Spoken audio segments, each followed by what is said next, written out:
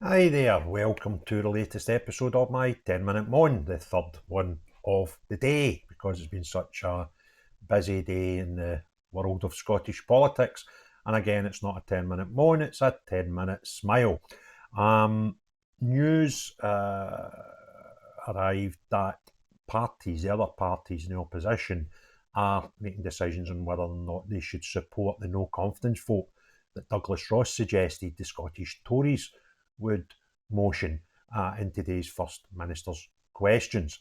Now, at the First Minister's question, Anas Sarwar had already been quoted in saying that he had no confidence in the government. Where are we?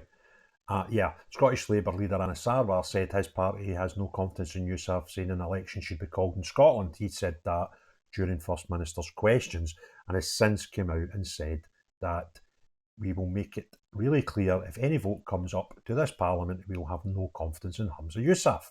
Okay? Liberal Democrats leader said they would back the Tory motion. They'd said the Liberal Democrats will absolutely vote for the no confidence motion. So that gives them three parties out of the opposition. The only ones who have not shown their hand yet are the Scottish Greens. However, they've already said HUMZA YOUSAF has signalled that when it comes to political cooperation, he can no longer be trusted. But when Maggie Chapman was asked if she would side with a Tory motion of vote of no confidence, she replied, no comment. So, what does this mean? If the Tories post the motion of a no confidence vote in HUMZA, they only need 25 people to agree with them to enable that to go to a vote. And then obviously if the vote wins, then HUMZA would have to step down as First Minister. However, there's something strange with how Scottish Parliament works that people might not be au fait with, and that is if there's a motion of no confidence in an entire government of ministers and that wins, there's an election called. So if HUMZA was to lose a vote of no confidence, then they may just be looking for a new First Minister. But depending on how it's worded, if they actually change it to the government, and to be fair, Anas Sarwar did say in First Minister's questions that he had no faith in the SNP government.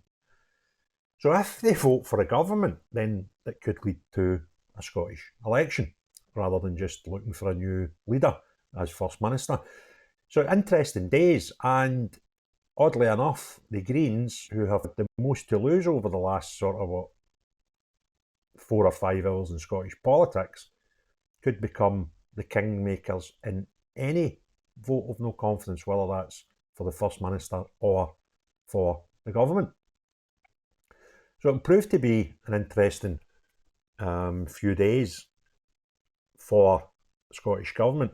And one thing that I find peculiar, despite having the opportunity to question HUMZA YOUSAF and First Minister's questions by the opposition, and despite HUMZA YOUSAF having a press conference earlier on today, nobody's asked him why he binned the Bute House agreement, which I find incredible. That such a big decision, nobody's asked the question, and the man that made the decision, why he made the decision. And I would love to hear it from his mouth, because we can all guess why he made the decision. But until he's given the opportunity to answer, then we don't really know. It's just conjecture. So I hope over the next few hours, somebody somewhere gets him in front of a microphone and a camera and asks him why. Patrick Harvey was asked and he didn't really give an answer.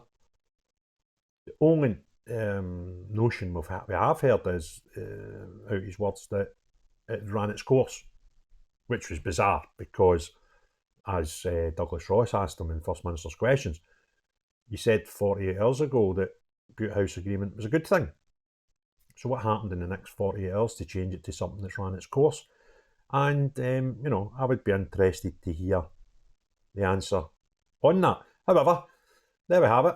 We have a vote of no confidence, and at least HUMZA YOUSAF going to be hitting Parliament soon, and already the Tories are obviously putting the motion forward. They're obviously going to support it. But Labour and the Liberal Democrats have already shown their hand in saying that they would support such a motion. It only remains to see where the Greens go. And I don't think Douglas Ross is going to wait to hear how the Greens go. He's already shown his hand. He's not counted the votes before he's asked for them, which is strange, but he must be pretty confident it would go through, or he wouldn't even have spoke about it today. Just going by the reaction to Patrick Harvey in the chamber today, can't see him voting in favour of the government as opposed to voting against them. So an interesting vote whenever that happens, and I hope, I don't know how these things work. I don't know if it's something that could be tabled tomorrow, or there's certain processes it needs to go through before it's put in front of the chamber. I do know, obviously, as previous no confidence votes, they do need the support of 25 members, but that's a given when you consider, I'll actually get the figures just now. Conservatives have got 31 MSPs in that chamber. You'd imagine getting 25 of them to support it would be quite an easy thing. Right now there's 129 members of the Scottish Parliament, so to get a majority you would need, that'd be 65 votes to win. SNP have 63 members. Now there's an interesting theory though. Used to say they would all vote to support Humza. I think if it was a full ministerial vote of no confidence against them all, that's a different thing for them to consider.